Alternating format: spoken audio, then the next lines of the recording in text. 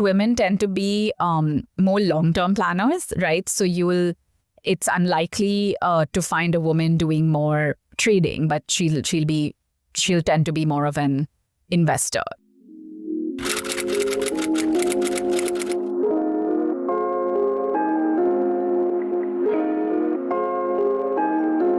Thanks so much for doing this, Hina. I think it's definitely been a while that we have caught up. I'm excited to kind of learn more about you and your journey. Excited to be here. Thanks for having me, Aditya. Absolutely. So I think we first connected back when we were working out of Axel Launchpad, and we were both kind of early on in our startup journeys. And over the years, I think whenever I thought of the phrase missionary founder, I thought of you, that you have been kind of carrying this torch and carrying this mission for such a long time. So tell us about yourself and tell us about your mission. Yeah, so a little bit about me. I grew up in Bangalore and did my undergrad in the States in engineering, started my career on Wall Street and was a software engineer with Goldman Sachs and transitioned into a product role within Goldman itself. So was there for half a decade. FOMO sort of drove me back to Bangalore. So I actually moved back in 2014 without really a plan, just was following the startup ecosystem as closely as I could, being in New York, but realized that it was exciting enough to quit a cushy job in one of the most exciting cities in the world and come back to Bangalore. And so I moved back and I joined EasyTap, which is a startup in the mobile payment space. I was one of the first product hires there. Very different to be joining a 30-person startup from a 30,000 something MNC within financial services, but a different side of FinServe, right, with the payment space. So there was a learning curve, both professionally, personally, culturally, you name it, right? So 2 years at EasyTap, built a variety of things in software, hardware, launched one of EasyTap's first international markets in the UAE, and then decided it was a good time to go back to business school. So went back to the US for my MBA at Wharton. Also spent a little bit of time in the Bay Area with Square in San Francisco. I was a product manager on the capital team, which was basically the lending arm of Square. So this has been my pre-entrepreneurial career journey.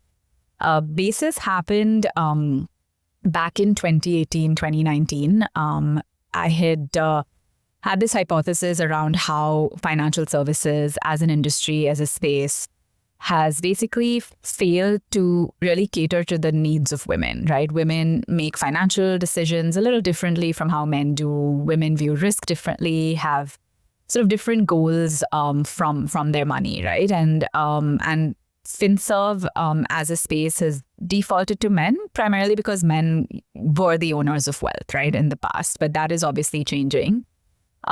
These thoughts came about mostly triggered by my own pain points, figuring out money stuff in my late 20s.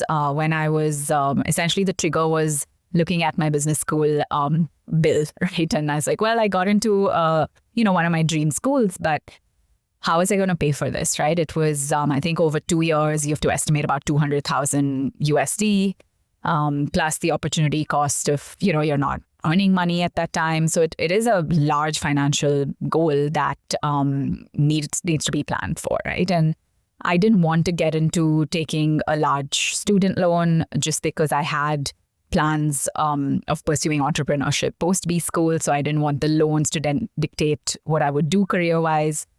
Long story short, it was a dilemma for me, right? It was one of those things where I had about 7 years of working and earning a good amount of money. I could have invested, I could have thought about financial goal planning and things like that, but it just never struck me, right? Did I save up? Sure, a little bit, but didn't really invest. And so this was one of those wake-up calls for me as an adult. I ended up paying for business school by liquidating my 401k, so my retirement funds, thanks to Goldman, and took on a small amount of a loan that I knew I could pay off regardless of which, career path I picked, and my family also pitched in a little, right? But it was one of those things where it was just like, why didn't I plan for this? Like, business school was a goal of mine for a few years, but the financial aspect of it just did not strike me, right? And I do feel men think a little differently. Men tend to talk about this stuff maybe a little bit more. right? So that was the trigger where then I started thinking about the space, started looking into, what percentage of current financial services users on the consumer side are women, and the results were not that surprising, right? Even till today, most large consumer fintech apps, even the new age ones, have 90+% of their user base is male, right? So that was more on the existing market and existing platforms. And when I spoke to women in my network, as part of a few communities, etc., and this is looking at a very urban sort of a space, an urban market. Women were very much in a similar boat as I was, right? Because when I had these pain points, I was like, well, is it only me? Am I just the only one not planning out, my finances and my financial goals? And I realized 9 out of 10 women I would speak to were in the same boat, right? Have goals, have all these aspirations, have all these dreams, understand the importance of maybe planning out finances better, but don't know where to go, right? And so end up, again, defaulting to maybe fixed deposits in gold for the most part. And then that's where kind of the buck stops short, right? And so these were sort of reasons that I decided this was a space, a mission that needed to be addressed. And it checked a lot of the boxes for, if you look at it as a business as well, right? It's a large, underserved, growing market. It'll only get more relevant in the days to come. There's literally money being left on the table by existing players. And could we do something about it and design products, experiences, content, all kinds of things, or actually getting more women to invest, more women to take on credit, more women to buy adequate insurance, right? Whatever you look at within the spectrum of FinServe, there are massive white spaces when it comes to, women as adopters and customers of these services. When did you guys officially get started? So I started looking at this space in 2018. So this was right after my MBA, right? My co-founder, Deepika, came on board about a year later. And the first few months were just sort of validating that there is something here, talking to as many potential customers as we could. I was the founder of this community called Lean In Bangalore. It's actually a professional network for women affiliated with Sheryl Sandberg's foundation in the US. And that was actually a great group of women who we could, talk to and really test out some of our initial ideas with. So first few months were just spent on that. We launched the first version of our product in December 2019. So it took those few months of really understanding what we were trying to build, how we were trying to build it.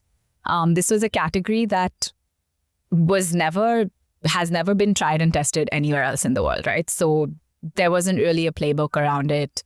We had to sort of be creative, kind of learn as we go, learn as we build. And so the very first version of our app was education, just financial education. We built out these bite-sized learning modules, which we ended up calling knowledge boosters eventually, but they were just flashcard style learning modules for different concepts to manage your personal finance. We tried to extract away a lot of the complexity. It was designed for these very busy women who are juggling multiple things and really needed the right relevant information for them. In fact, one of my favorite stories from early on was a mother of a 1-year-old. She said, I would log into the Basis app at 10 o'clock every night once my kid was asleep and the chores for the day were done, and learn about different things. And so I think those were the folks we were trying to build for. And financial education first, and then of course we experimented with communities. So one of the hypotheses was that money inherently isn't social, especially amongst women. So if you notice, guys tend to maybe get together with friends and colleagues and peers, and it's not uncommon to hear, folks talking about the stock market, or is real estate a good investment, or what's happening with crypto, right? But those conversations are just not had amongst women. And so we were trying to create a space where women are more comfortable learning about this, bringing up these topics, feeling it's safe, not feeling like it's too silly, which is, and just that fear of, looking like, oh, I don't know what this is. We wanted to sort of create a space where none of that existed. And so early on, we experimented with communities where we created a community where it wasn't gender specific. Anyone could join. And not surprisingly, while both men and women were joining, men tended to just take over the conversations, the chats, and women were more passively consuming the content, but not actively participating, right? And so then we sort of pivoted the community. We made it a closed space. We'd approve every member joining. We made it women only. And that's when we saw the floodgates just opening, right? In like 3 months of launching that space, we had about 5,000 women join very organically. Conversations ranged from like, what is a mutual fund to, I'm going through a divorce or a separation and I need to like figure out my financial life, etc. Right? So I think that was sort of our initial sort of validation that a space like this is needed. And so education and communities is what we started off with. Since we saw that knowledge and trust tended to be the bigger hurdles that women had to cross before, let's say, making their first investment or getting their first credit card or buying health insurance or whatever it might be. Then on, of course, we sort of experimented with different financial products, and I'm happy to get into that now or later in this conversation as well. So the mission of Basis is to essentially empower women in India with financial knowledge. Yes, financial knowledge, a space where you can discuss money, and also eventually financial products you can get on board with to really manage your money effectively. So it's a learn, discuss, transact sort of a user journey, and with kind of all of this continuing through your life, right? So yeah, absolutely, we were building sort of a financial services destination, as we like to call it, but hyper-focused on urban women in India. You've been thinking about women and finances, and I'm sure you must have gone deep into the psychology of how women approach finances. Can you talk a little bit more about how do women approach finances differently compared to men? Yeah, so there are a number of different things we've noticed, right? And just as an aside, as a book recommendation, there's this book called Warren Buffett Invests Like a Girl, which talks about Warren Buffett's feminine traits that makes him such a prolific investor. So that should maybe tell you something. But I think things we've seen are women tend to be more long-term planners, right? So it's unlikely to find a woman doing more trading, but she'll tend to be more of an investor, right? There are stereotypes that call women very risk averse, right? So maybe it's better for women to stick to safer asset classes, etc. But what we've seen is women are more risk aware, right? Women like to take risks, but want to know what they're getting into before taking that leap, right? 3 is women tend to ask a lot of questions, right? In a very good way. I think if you're putting your money anywhere, you need to have a detailed understanding of what's going on, right? So women will tend to go into details. I remember in our community early on, we were discussing mutual funds, right? Someone asked, what happens if the fund manager leaves, right? Where will my money go? Which, it's a good question, but that doesn't really come up, anywhere else. I think these are, and lastly, I would say women tend to think of not just themselves. They tend to think of their families, their peers, a lot more, right? So when a woman is so I'll give you an example. When we were experimenting with health insurance, so we partnered with an insurance broker, and we were actually doing advisory calls with our community, of course, in conjunction with the broker, and we ended up even helping sell some health insurance policies. And we saw that women were not only buying for themselves, they were buying for in-laws, they were buying for their parents. One woman was like, well, can you give my sister the exact same policy I got, right? So we saw more of that happening, where it was more of a communal sort of like, I need to take care of, other people as well. So I think these are some things we've seen that men may not tend to. I'm not saying, we're obviously broadly generalizing, but I think it's, we saw these sort of very specific things with women, of course. So yeah, I think those were some of the observations. Community and the social angle seems like a big aspect of what is needed to actually enable more female participation in the financial ecosystem. Can you talk a little bit about how you enabled that community through Basist? Yeah, so I think community building is much harder than folks may think it is. And of course, we were also learning as we went. I think it helped. So building the Lean In community was sort of my first foray into starting a community, nurturing it, etc. So I think some of the learnings from that helped. I think communities inherently need to feel intimate, right? People need to feel that sense of belonging. Like creating a WhatsApp group with, hundreds of people is not a community, as, maybe contrary to what people may think. And I think community needs to be part of your strategy from the very beginning, right? It can't be like, well, let's launch this product or let's launch this service and then we'll build a community of users. And community has to be more around giving rather than taking, right? And so I've seen a lot in the consumer space today where it's, the communities are used to really just experiment on products or uses, for user interviews or kind of help crowd source ideas for the next, product feature and things like that. That could be a good sort of side effect.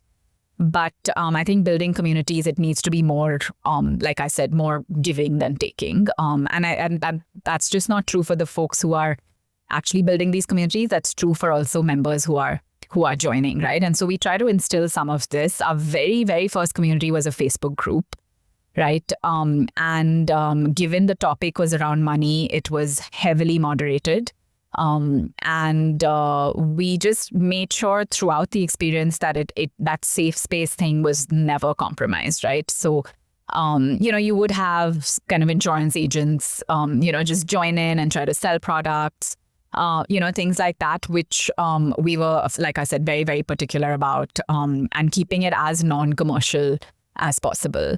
Right. And just trying to keep it as relevant as possible as well. Right. So money as a topic, as a space and what it occupies in our lives is highly contextual. Right. So the fact that we were running a community around women and money, we had to make sure it was relevant info. It was, put out there with as little jargon as possible. It was as, I guess, apt in terms of timing, right? So there was something happening in the market. We needed to get our community informed about it, run discussions, things like that. So we try to keep that relevance in mind. And it was a combination of both online and offline, right? I think the bonds, just the connections do tend to get built more offline. Of course, with COVID, we had to scrap a lot of our kind of offline community plans. So during that time, it was more digital. And we built our community entirely in our app by ourselves. Like it was our feature. We didn't kind of use any existing, community frameworks or platforms and just put it into our app. So we could really control that experience.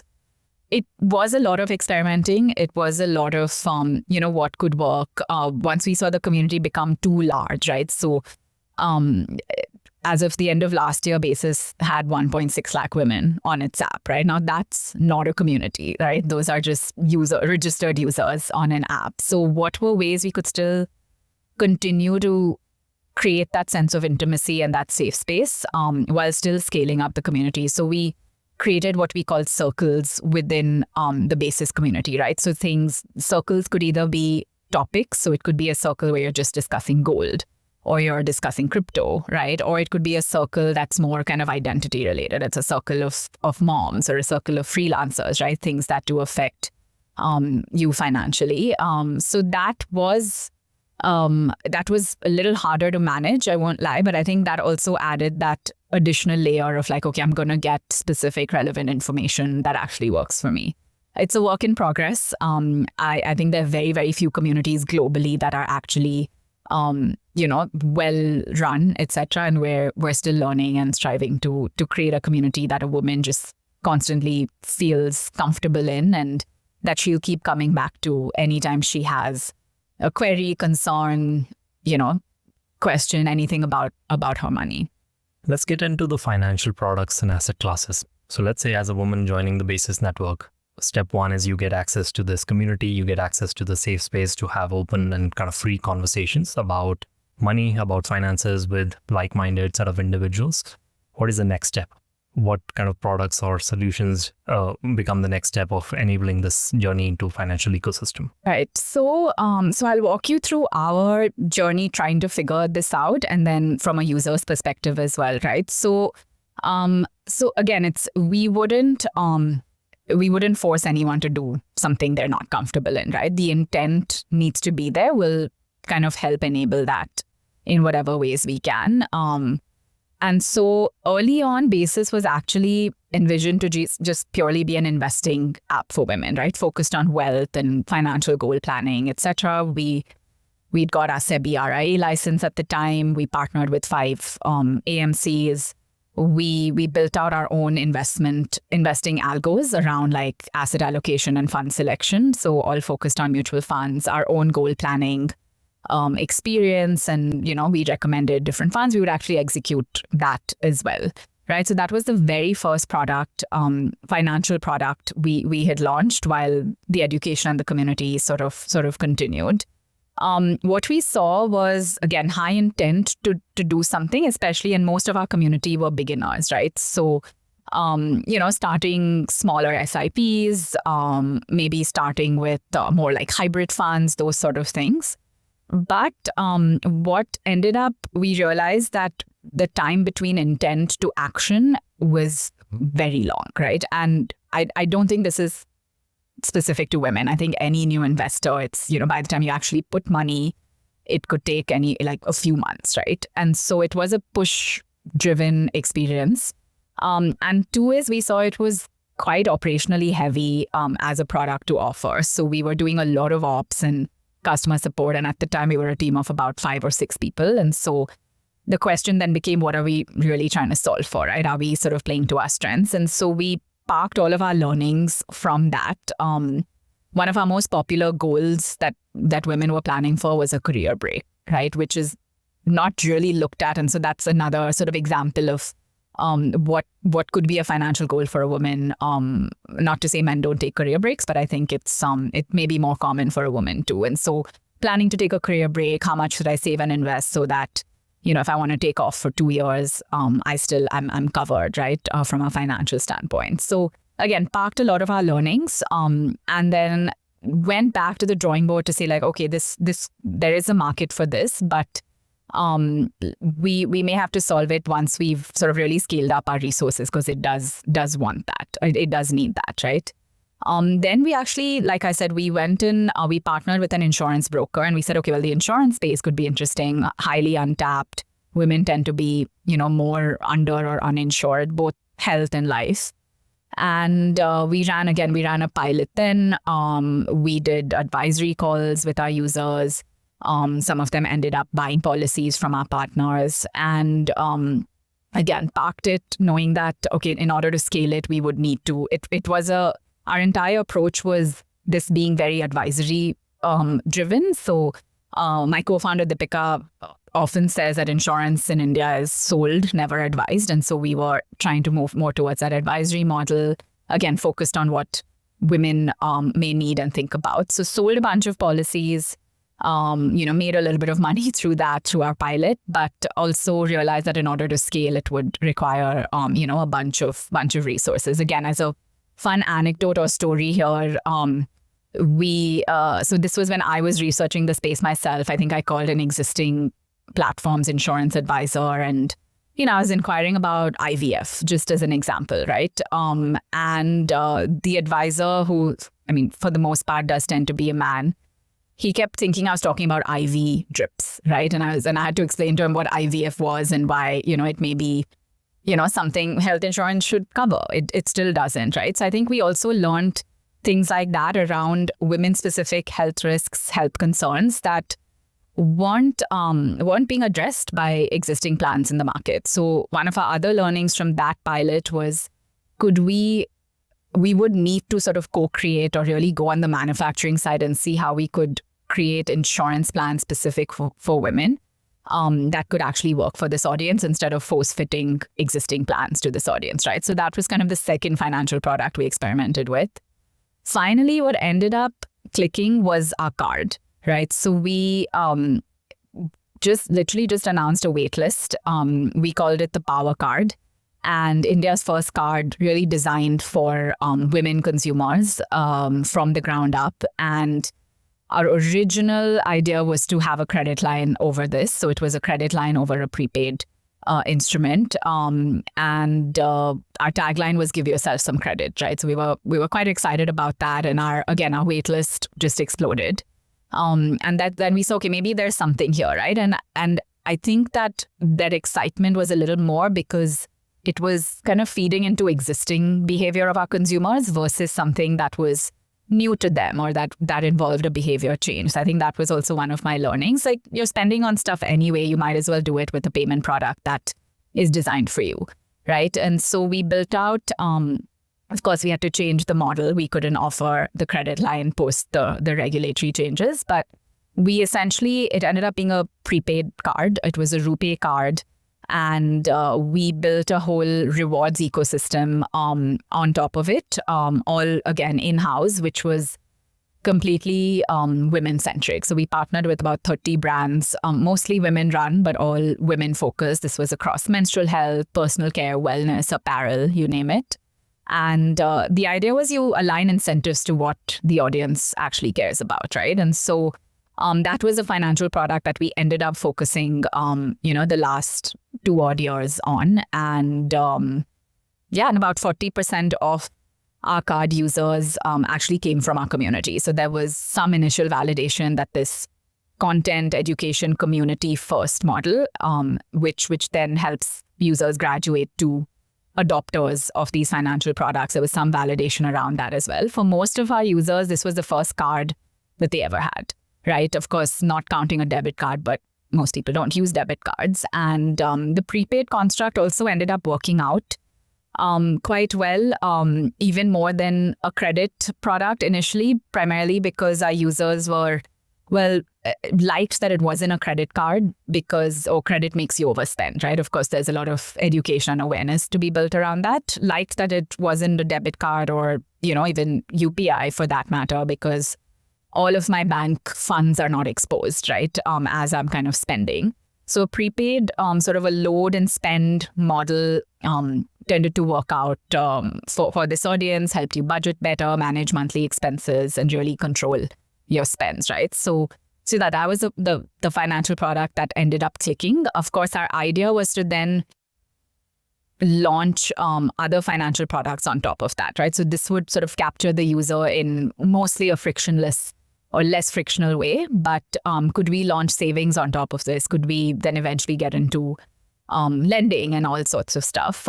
So with savings also, we'd launched a goal back feature, right? So instead of getting cash back, we would invest that into digital gold. So you start seeing a gold portfolio and you're not doing much. You're just literally going about doing whatever you are otherwise. And so kind of leveraging some of those behavioral insights to see how could we automate a lot of things for you financially as a woman, so you don't have to, really sit down and take out extra time, and because we know how that ends up working out, right, with competing priorities. So this was sort of our journey with financial products, but the gaps exist, like I said, across the board with credit, insurance, investing, payments, you name it.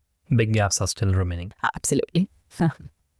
Any customer stories or testimonials that stand out to you that you remember fondly? So, there are a few. One was I told you about that mother who was learning about, I think, life insurance or something, once her kid was asleep and she was on basis. Another one from our community was during COVID, where this young woman talked about how her father suffered a heart attack, and it sort of forced her family to learn about wills and, just succession planning.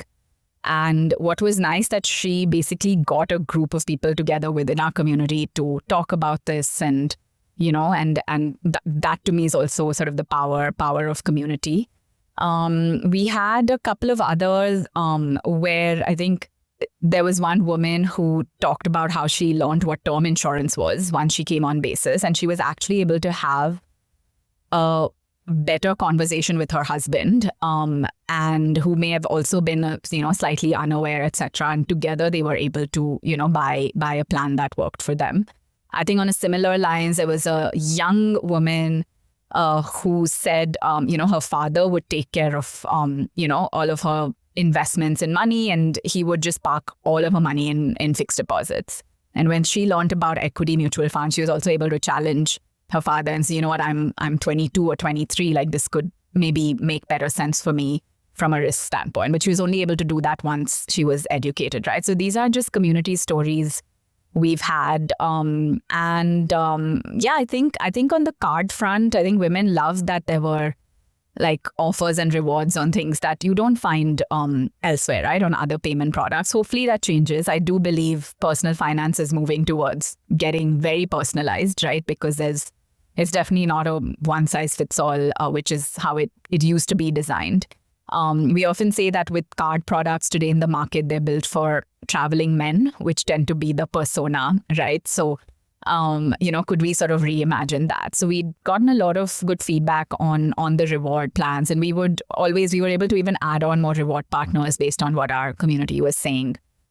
Things like that. People love the goal back. They were like, well, I'm, creating up my first portfolio in something beyond just cash or deposits in the bank. And, that was exciting. And then it kind of leads to this loop of, okay, now that you're in it, you'll get more interested, you'll ask more questions, you may have the confidence to venture into some other asset classes, right? So we've sort of seen that loop as well. But these are just, on top of mind stories that I can think of. I want to switch gears and talk about you a little bit.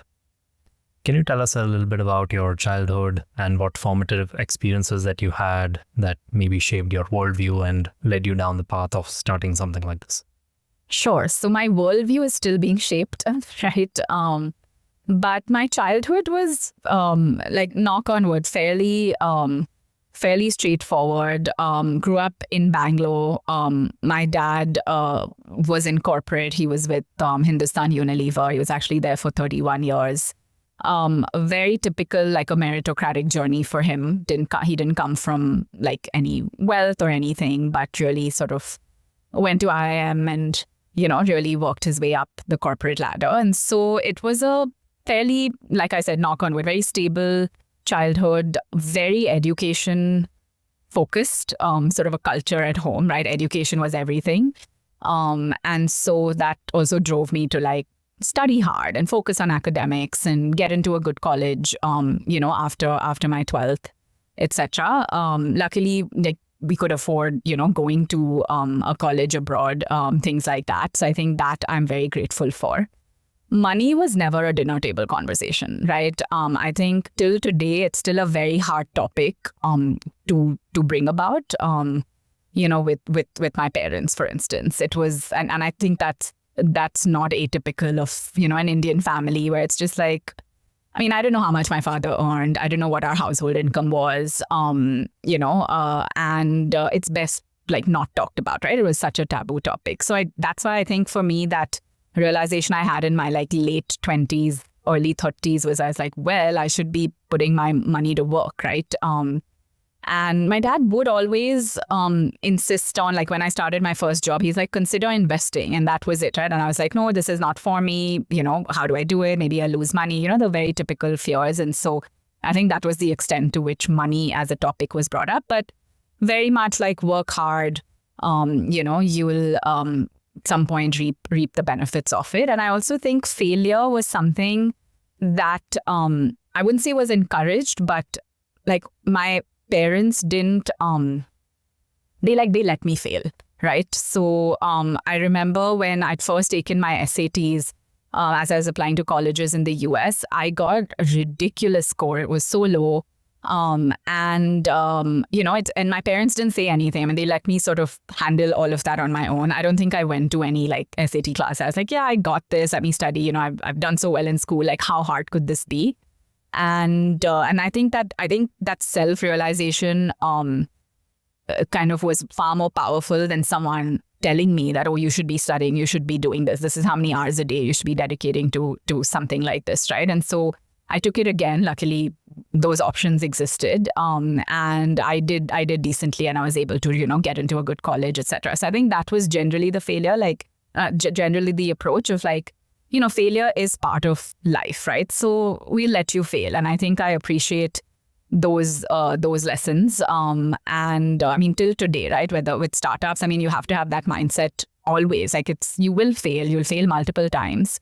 But it's just like, what do you learn from that when you do it sort of the next time, right? And I think that is, I'm grateful for that lesson versus like everything just being laid out for me and, me just having to execute on all of that versus really thinking about what this could teach me for like in the real world or real life. I also have an older sister, and growing up, she's a big influence in my life. She's one of those super ambitious, go-getters. And, as a younger sibling, you tend to sort of follow the path especially if you have a sibling like that. And so I'm thankful for that influence. Like she wanted to pursue her undergrad abroad and again, sort of paved the path for me to do it. Right. And so I'm grateful that she was there, 6 years before me doing those things. So it made it much easier for me, just following that. So yeah, this was my family growing up, a nuclear family in Bangalore. We're Gujarati by origin, but I've never really lived in Gujarat, although I have a lot of family there as well. So yeah, it's strange, we're Gujarati, but money was never a topic. I think that also stems from corporate versus business families, and so I think money, finances, real estate, those things may come up more in sort of a family that's, in sort of the business context. That's my hypothesis. But this was, my life till I left to do. So you stayed in the United States for a few years as well. How would you say is the attitude and psychology towards finances different in US compared to India? So I think fundamentally how like money it's quite common, right? In terms of how people view it, how they plan for it. Behavioral science is all about studying how people deal with wealth and health, right? I think those are the two main things. I think fundamentally as humans, we have a lot in common when it comes to managing wealth. The US, of course, is it's a far more developed market, far more mature. Capital markets there have existed for far longer than it has in India. In fact, I did say I didn't invest my money, but as a 21-year-old, my colleague at work at Goldman was like, he's putting money into Facebook. And I was like, and we had a brokerage account from Goldman that every employee gets. And I was like, oh, this could be fun, right? But it was again, I didn't spend my 20s in India, so I don't know if that is the case. I didn't live both, but I would see this. I think capital markets are far more mature. Credit is a far more developed side of sort of the US financial experience, right? Everyone, and I'm again grateful for that, because in college itself, I went out and got a credit card with a low limit, but started working my way into building a credit score. Like those sort of things, I think tend to be less talked about in India until you're sort of maybe a working professional, maybe a little later on in life. So I think those bits, but otherwise fundamentally, I think there's so much to be solved, whether it's retirement planning, whether it's how do you keep that long-term view about your money, while not being sort of swayed by market volatility. I think those sort of behavioral things are common to all humans. And so I love behavioral science. I love behavioral economics. I sort of think about it a lot and see a lot of commonalities between folks across the globe. Can you talk a little bit about what inspired your shift back from Wall Street to starting a startup in India? Just FOMO. So I think it was an unconventional choice when I did it. Of course, now we're seeing a lot of the reverse immigration happening. But when I decided that I wanted to do it, like I said, I think the startup ecosystem was nascent. I think Flipkart at the time still continues to be the poster child, but, was sort of an up and coming startup. And I think just pure FOMO, just talking to friends who'd moved back. A few of them had and were doing far more exciting things and had a lot more stories to tell. I was like, oh, this could be a good time. I was single. I was, really could be anywhere. But like I said, it could have been seen as irrational just because Goldman had applied for my green card. I was sponsored. I was doing decently well at the company. But I think there was just something in me that said, I want to be part of something faster paced, high growth, leaner teams. Could I have done that in the US? Maybe. But I think just being on an H-1B visa, it would have been a lot of different hurdles to cross if I wanted to, do something more entrepreneurial. So I think the fact that I wanted to do something more entrepreneurial and being excited about the India story, which of course has just gotten more exciting in the last few years. I literally just sold all my stuff in New York, booked a one-way ticket, paid a lot for extra bag, not a lot. I paid a little bit for extra baggage and just came back, and it helped that it was a soft landing of sorts, right? I was moved back home to Bangalore, and I think I was lucky that home and then kind of the hotbed for startups also tended to be the same place, and so it was the best decision I've ever made. So for let's say an early career professional or a young student in India who's thinking about whether to build a career and a life in India or the US, what would you advise them? So it's very, very personal, right? I appreciated the early professional training I got when I started my career in the US, right? I mean, of course, India has evolved so much since then. And so I think opportunities are there here as well. But I think the professionalism in the US for me was just so important. And I'm so grateful that my foundations were sort of built there from a professional life standpoint. Like I said, I mean, now the lines are very blurred between like, okay, better opportunities out there versus home. So it's just more logical to pursue jobs and careers there. Of course, you can't compare the scale of the US economy with India, but then you just look at the kind of growth curves, right? So I would say find a place where you feel you'll be professionally challenged. That's not too comfortable, because I think that's the time where you really need to be stepping out of your comfort zone and doing things you didn't do before and not follow the herd, right? Of course, now the US job market is not great. Of course, that will change. Everything is cyclical.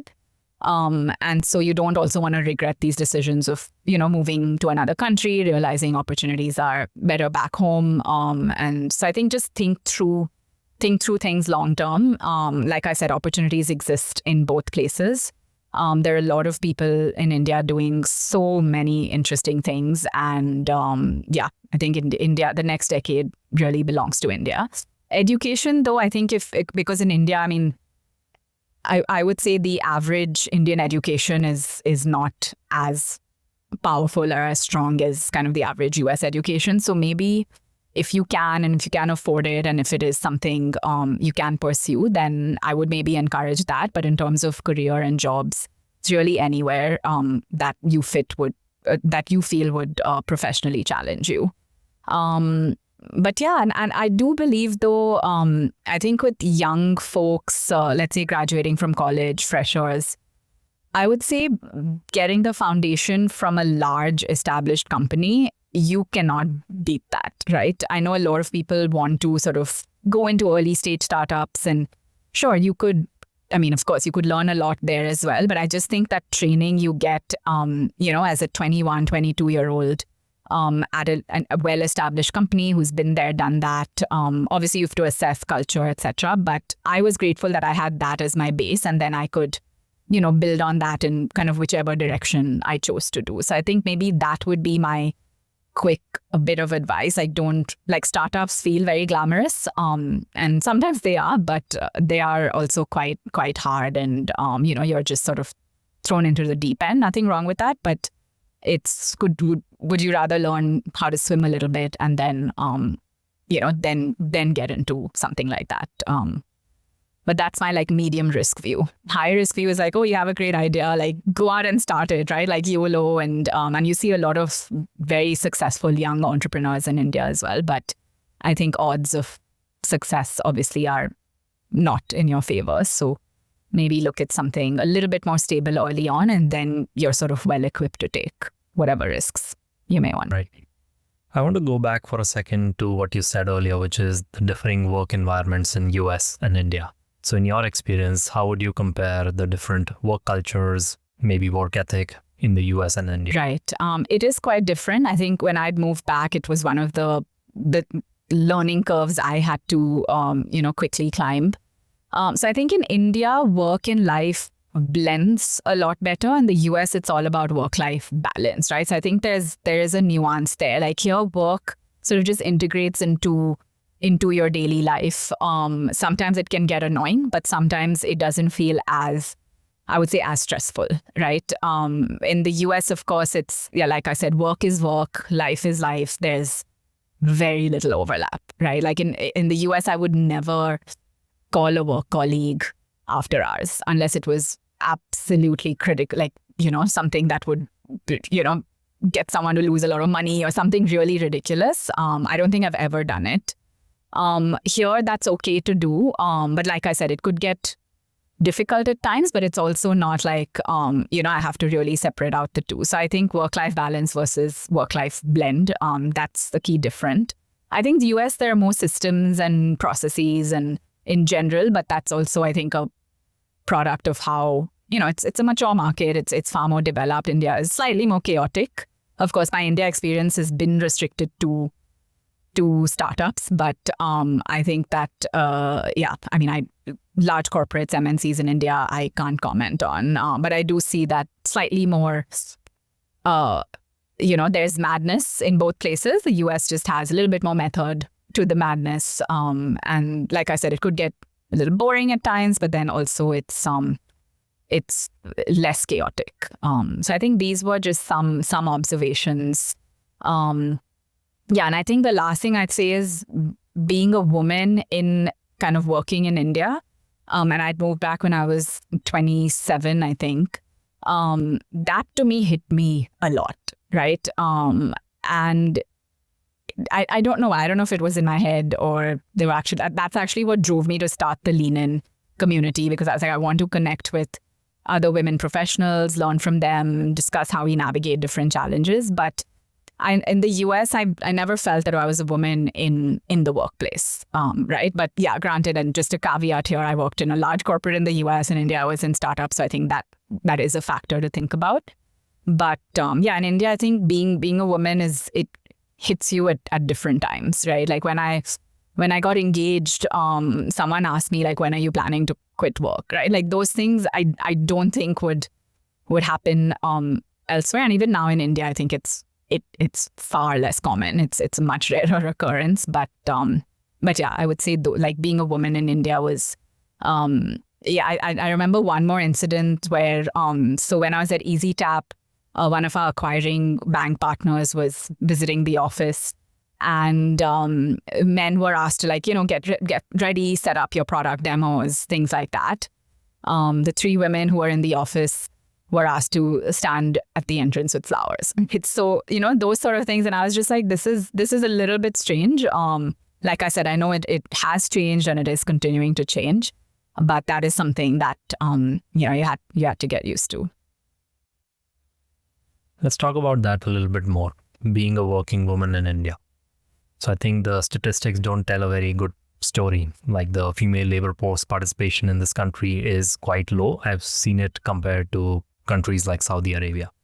What do you think has to change in India, whether at home or in the professional environment, to encourage more female participation? This is something I've been thinking about very, very actively in the last year or two, I would say. I think since my motherhood journey started, right? Because it does hit you, especially if you're a career woman.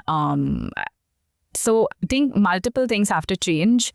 I don't think we can, of course, the usual stuff people talk about where, better sort of support at home, whether it's from your spouse, extended family, other people who are helping run the house, or like workplaces, just being more mindful of, sort of how like a woman's life and the things she has to deal with. I fundamentally believe like early childhood care needs to be disrupted in this country, right?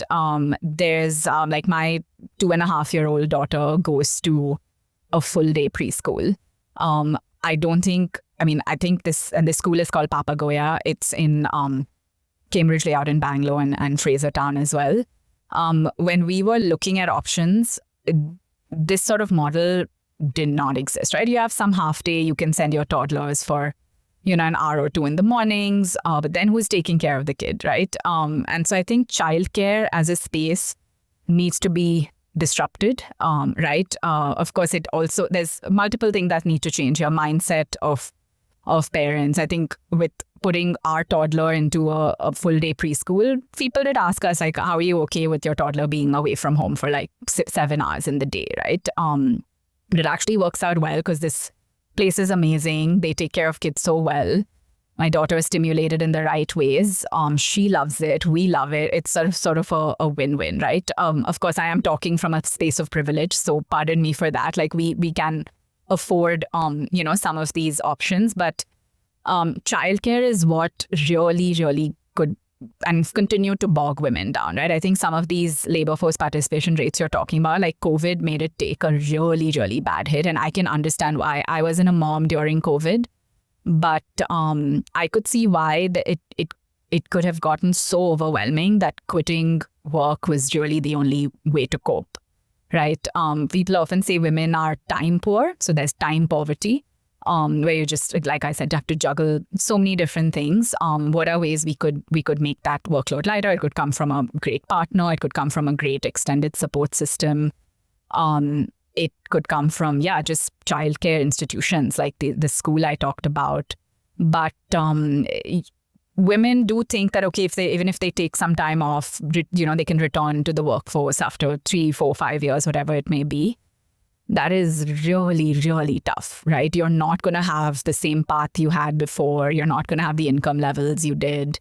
It's not starting from scratch, but it's taking a pretty big hit career-wise. Of course, you could be okay with that. I think it is a choice at the end of the day. But if that wasn't part of your own set of goals, I think a lot of stuff needs to change systematically. And I think early child, like if I ever do another startup, I think it'll be something in that space of just rethinking and reimagining how childcare looks from the very early days, right? Where the burden of it also just doesn't fall on the woman completely, and her life can still continue despite being a mother, and she could go more towards having it all than she could without that option.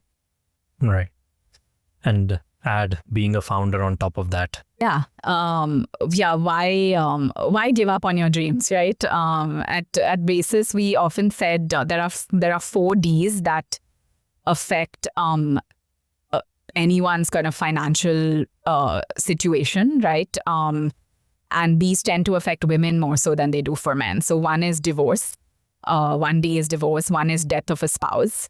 1 is debt, and 1 is a disaster like we saw happen with COVID, right? I remember talking about this on another podcast, and my dad listened to it, and he said, why don't you add a 5th D, which is dreams, right? Which is not as negative as the other 4 Ds. And that is true. You may want to start a business. You may want to continue working. You may want to, do a variety of things. And I think parenthood shouldn't be the reason that you give up on it. But like I said, it's a choice. Many folks give up on things very voluntarily, and it's, they're very happy with those choices. And I obviously respect that. So I think it's like, do what you're comfortable with.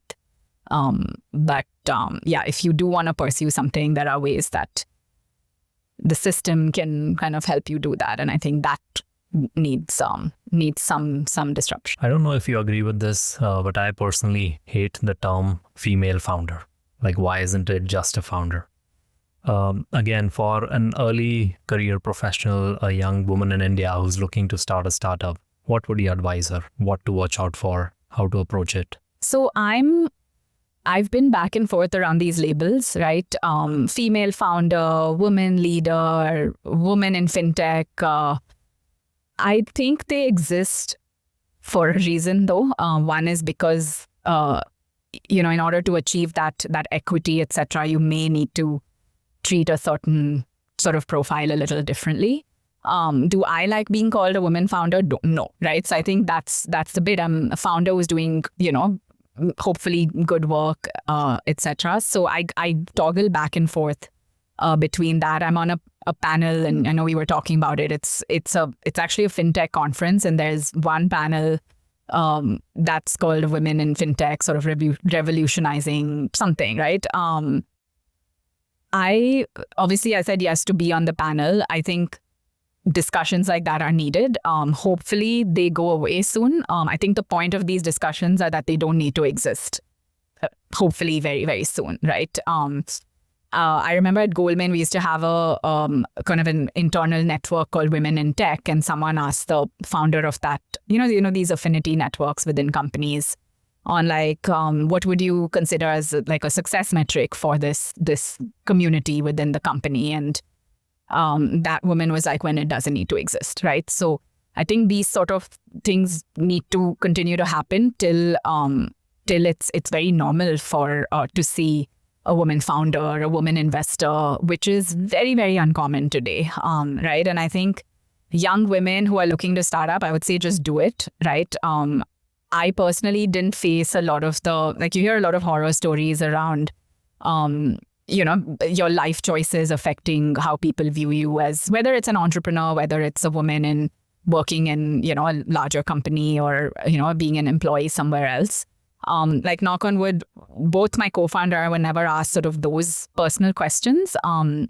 It is hard though. I had a baby while I was building a startup, and it was a pandemic. It was towards the end of the pandemic, actually, third wave. It is hard, but I think everything is figure outable. We say that a lot at Basis. You do what you need to do. You'll hear people who say, don't do it.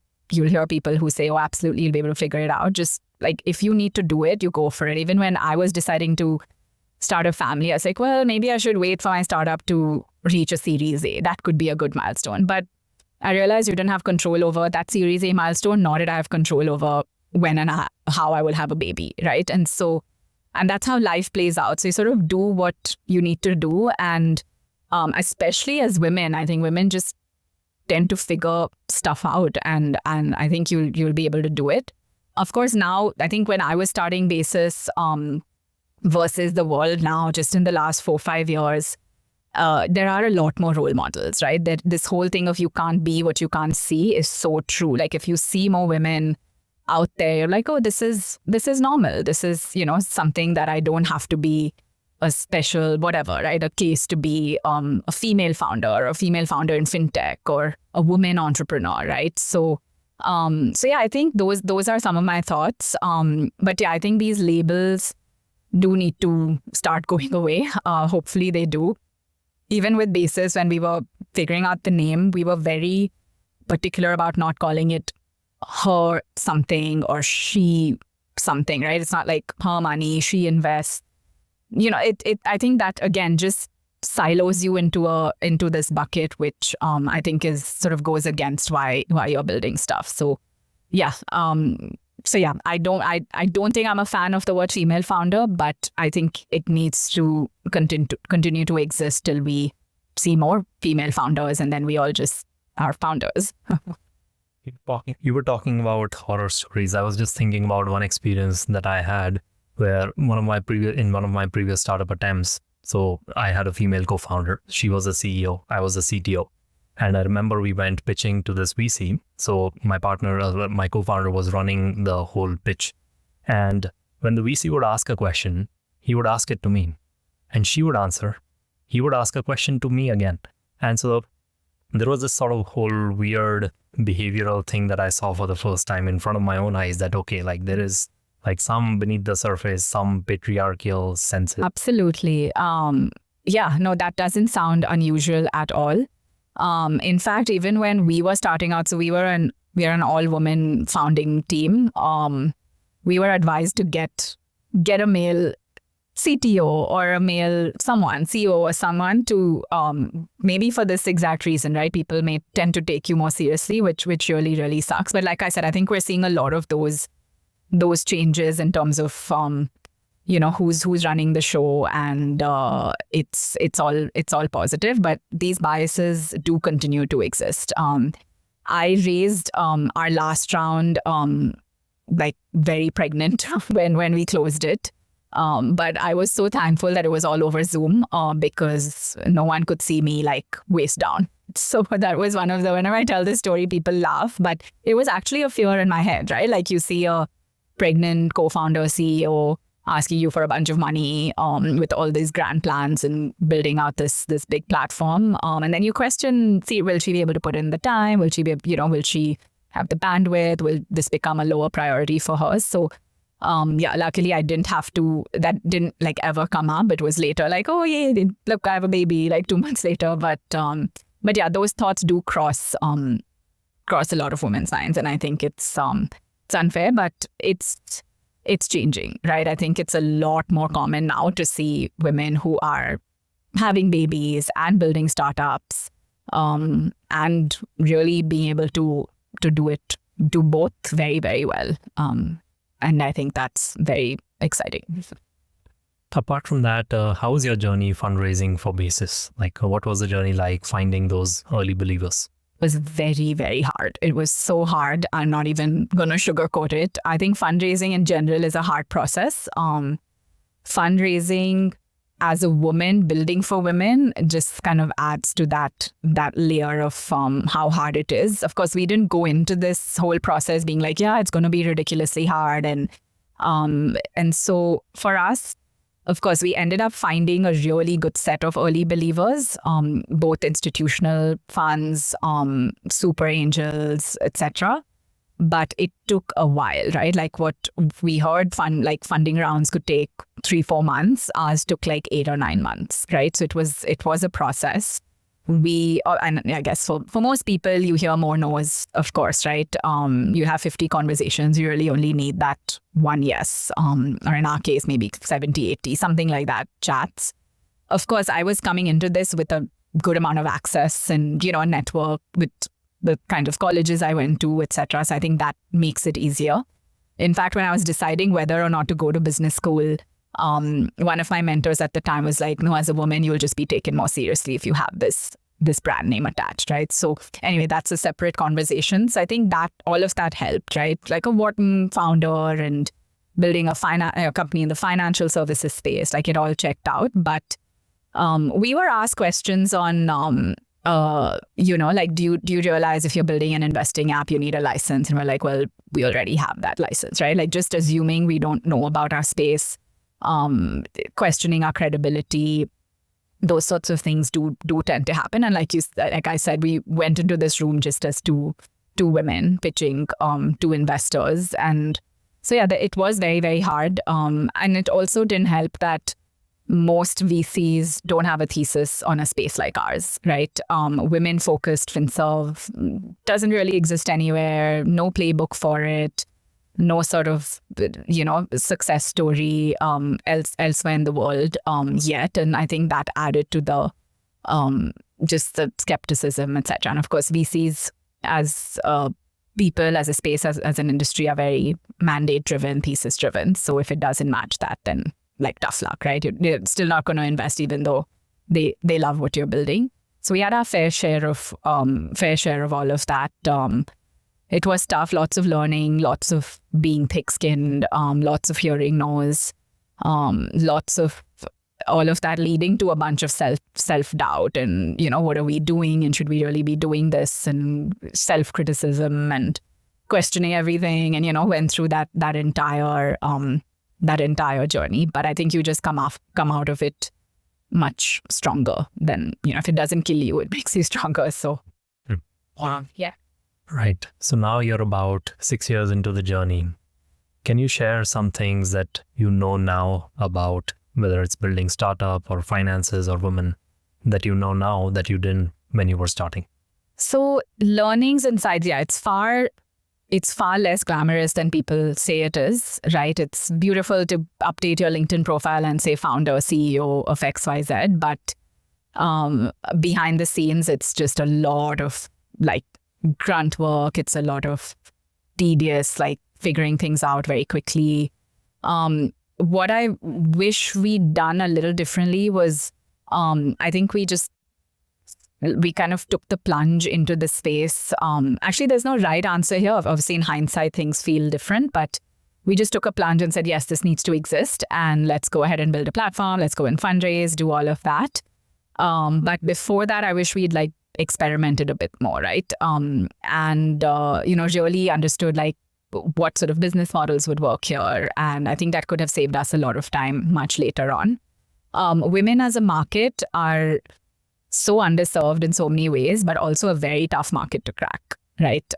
If you're not building, actually, even if you're building some of the more stereotypical like apparel companies or cosmetics or personal care, but for something like FinServe, it's hard. Again, not because of anything, just because it was the entire mission we'd set out to do was fundamentally changing behavior. And I think those types of products or services end up being far harder to drive adoption or distribution, right? I'm not fitting into your existing whatever. I'm telling you, you need to do this differently and you need to focus on this and we'll help you get there. And you should be investing and you should have a credit card and you should have this much cover in health insurance. But that should just means this whole vitamin versus painkiller example, right? I sort of see that much more now, where if painkiller businesses are obviously much easier to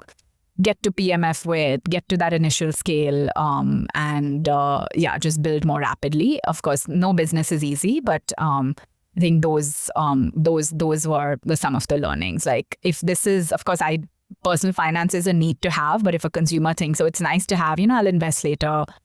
And again, all boils down to behavioral science.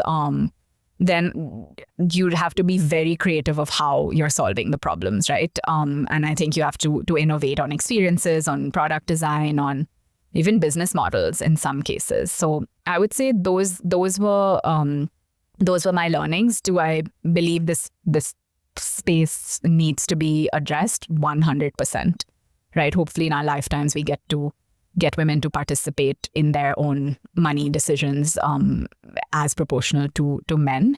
But yeah, it's not easy, right? And capital raising, honestly, if I could build another business without having to worry about fundraising every few months, I would pick that. I know it's needed, and if you want to grow and scale at the rates you want to, you have to fundraise. But if there are ways, because there's a lot of mind space, bandwidth that goes into that, and you tend to optimize more for a fundraise than actually creating a sustainable business, right? And so I think sometimes those are the same. Sometimes there's a little bit of tension between the two. So yeah, if you don't really need to raise money, don't, right? I think that would be one of my other lessons. And yeah, lastly, it's, of course, people say it's uncertain. I mean, how uncertain it is, you don't know till you start, right? Like in any given day, the day starts off, and you've been there.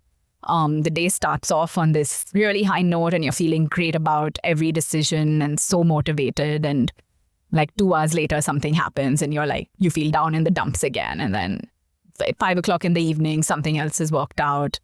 And so just dealing with that volatility requires a certain sort of a thick skin, certain sort of just this attitude where it's you fall and you fall again and you'll fall again and you'll really hurt yourself, but you sort of get up and keep going till you actually just can't go any further. Let's talk about fintech specifically. So again, for someone young starting out now, thinking about building something in the fintech space, what would you advise them? What sort of open opportunities there are? What to watch out for? How to think about regulators? Yeah, so fintech in India is going through its set of changes. I think in a positive direction. I think quite inevitable, just because of how sort of spaces evolve over time. I think if you're looking to build something in fintech, really, understand the why, right? There's, at least in the consumer fintech space today, there's very little that's really happening that's kind of disruptive, if I could say that. Disruption being in a good way. I know many financial professionals don't like the word disruption, but it's a hard space to really understand why you're building it, not because someone said this is going to be the next big thing, or the credit market in India is so huge and so untapped. Like just start giving out loans to this underserved group of people, things like that, right? So it is easy to just sort of get swayed by a lot of this. So I think that's one, like really understand what are you trying to change? How is it different from status quo? Have a view on regulation. Of course, no one really knows how it'll pay out. I think regulators tend to follow innovators, and that's just how it's always been. And that's also their job. I mean, if they were preempting innovators, then they would be innovators, right? So, but just have sort of a broader view on like potentially how could regulation play out, right? Is this what you're building in the spirit of regulation, right? And just understand the risks, etc., of doing that. What else would I say? I think fintech. Someone I was talking to recently was like, well, I want to start something in fintech while I'm still, doing my full-time role somewhere else. And I think with building anything in fintech, you have to be all in because there's so much to it, right? You talked about regulation, you're moving money, and that involves a lot of planning, a lot of just building robust systems, thinking about different sort of scenarios. And so I don't think it can be half baked, right? So if you're building in it, you kind of go full throttle. You could do MVPs in fintech, but it has to be like a fully baked MVP, right? You can't just do half-ass, half-baked stuff. I think those are the main things. There is so much to be done in fintech, whether we're looking at the infra space, more whether we're looking at more B2B, the credit side of things. Consumers I think are starved of just great experiences, I think, within banking in general. I think there's room to just build super personalized experiences. And I'm a huge fan of like embedded finance. I think money, the one other thing we learned from Basis was money was so contextual. It is so specific to certain scenarios. You're not like going about your day like tra-la-la, like thinking about, money. It kind of comes up in very specific contexts. Like I want to buy something, I need some leverage, or I'm looking to go study abroad. I need to either take a loan or plan out my investments for that. So I think I also believe that all of personal finance at least will, not all, I mean all is a huge term, but a lot of it will start moving towards embedded plays, right? Where they're just sort of, it just becomes part of your day-to-day activities and other scenarios and other things that trigger how you are using financial services. So I think that's something that's sort of my thing. And you're already seeing that happening in some flavors, but I'm not going to open up a banking app to do something. I'm going to maybe do that, I don't know, on another app that I'm using for another use case, right? So I think that's where I see, at least on the consumer side, where things are going. Any examples that come to your mind for something like that? Is that something like BNPL? I think BNPL was one of that, right? Loans at the point of sale, driving better sales, better adoption. I even think, like I was saying, my other example was like a college education loan, right? It could be built into existing experiences of, let's say, college application apps. I mean, that's how I took like the small loan I did for business school. So I think loans are part of it. Investing, it could be around, sort of, and I think there's some startups already doing this, like integrating into payroll systems and really just automating, like even further automating your SIPs, etc., where money just moves into kind of a fund for the future, right? Versus you going in and like really, okay, now I've got my income. Okay, it's the 3rd of the month, it's the 4th of the month. Let me go and do this. Of course, SIPs, I think, are a great tool to automate some of that and tap into some behavioral biases. But yeah, I think those are some examples I can think of. More, I guess, less digital experience. Like I was saying, one of the events we saw that affected women financially more so than they did with men was a divorce, right? Like, could divorce lawyers offer like financial advice, right? Could look at portfolio management, look at your assets, look at your liabilities. So I don't know, it sort of feeds into events more than sort of its own separate experience. So I think banking will kind of feed into different things we're doing in life or different things that are kind of happening to us. Since you've spent some time in the finance industry in US as well, what would you say are some of the biggest differences in the finance industry in US versus India? So I'll take an example. For example, UPI over the past half a decade in India has completely disrupted how payments, particularly P2P payments, happen. That hasn't come up as much in the US, which is sticking to some older methods. Like this, like what are some big differences that you've noticed? I guess fintech as a word even came up in the US post 2008 when people were losing faith in banks, right? So fintech companies were there to disrupt banks.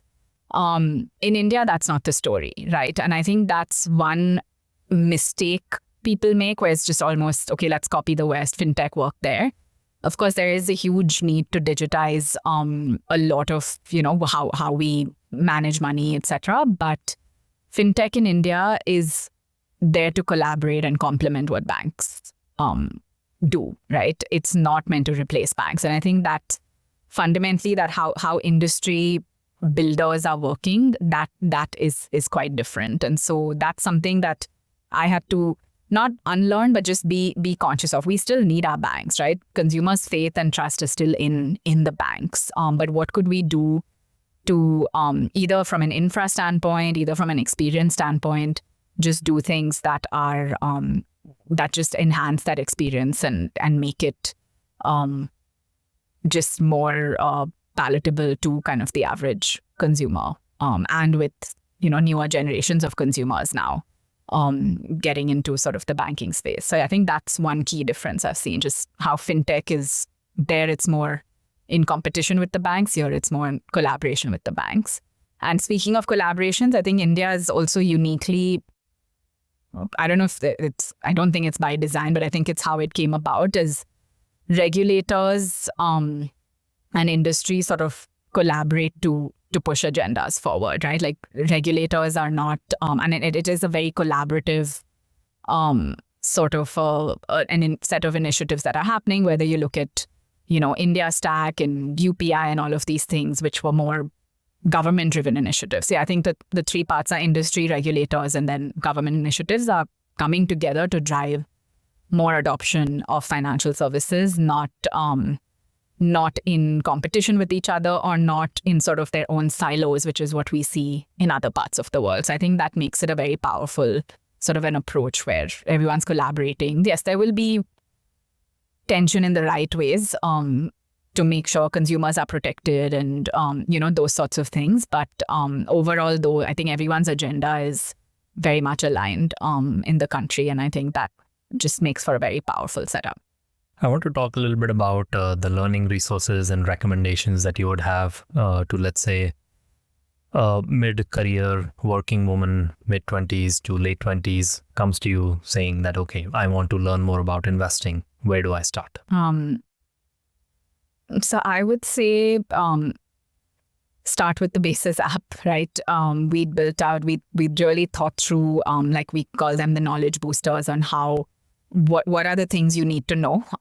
If you go online and try to search for stuff, you're going to be bombarded with all kinds of really overwhelming things that will just deter you even more. So I would say just like Basis, there are other places where it's succinct, it's to the point, it's something and really all the complexity has been extracted away, right? So try to find that one resource. Two, I would say, is talk about it with your friends, right? The next time you meet your friends for lunch or just hanging out, like bring up retirement as a topic, or talk about when you're planning to buy a house and how you're planning to finance it, right? So I think those conversations can just lead to normalizing a lot of things. And of course, not everyone is a primary decision maker or the only decision maker in their households, but you can also take this back and, you learn a lot through shared experiences as well. So kind of bring in that social element to it. I started doing this a lot more since I started Basis, and it's actually been a lot of fun to talk about. And now a lot of my friends have young kids, and, that's become how are we going to really fund education? And preschools got this much, and colleges cost this much, and schools even, so there's just fun to have these conversations. So yeah, number one, just educate yourself, find info that really works for you. 2 is talk about it more. And 3, I would say, is just start, however small it is, especially with investing. Just create that 500 rupee SIP. It's doable. It's something that you're hopefully okay losing out and it's not all going to get wiped out, but it'll kind of get you into things, and then you'll get more curious about it, more confident over time, and then you gradually sort of work your way up. And that's for investing. Like I said, try to get your own credit card, right? Getting add-on cards to some family member is not really helping you build your own credit profile and credit history. So just take a keener interest, and it's easy. It's very easy to start small and then work your way up. So what's next for Basis? Yeah, so over the last year or so, we've just been thinking about our long-term plans, given the fundraise landscape and all of that. Long story short, we are actually converting Basis into a foundation. So we are going to operate as a nonprofit going forward with the same mission, though, the mission of just getting more women to own their financial decisions, increasing financial knowledge and awareness. So same focus, same mission, but in a slightly different avatar. So we're just working on setting up the foundation. It'll be a different kind of fundraise journey, hopefully, and something that, like I said, just gives us continuity on the mission as well. Awesome. So if someone is looking to join Basis or learn more about it, what's the best way? Can you share what is the best way to get in touch with you or Basis? Yeah, so you can find my co-founder, Deepika Jaikishan, or me on LinkedIn or Twitter. We're very active and we respond to, I think, almost every query or anything we get. So that's the best way. With the foundation, we have a small team in place already. And we look at getting as many people on board as possible, as passionate about the mission, and we'll see where this avatar of Basis takes us. Thanks so much for doing this. I think this has been like a really interesting and insightful conversation for me, and I'm sure for the audience as well. And I think there's a long road ahead of us, but we have to keep moving forward, and hopefully one day soon we will be in a world where this is not a topic that we have to kind of explicitly discuss, and it just becomes a thing that is naturally there. Thank you so much for having me, and hope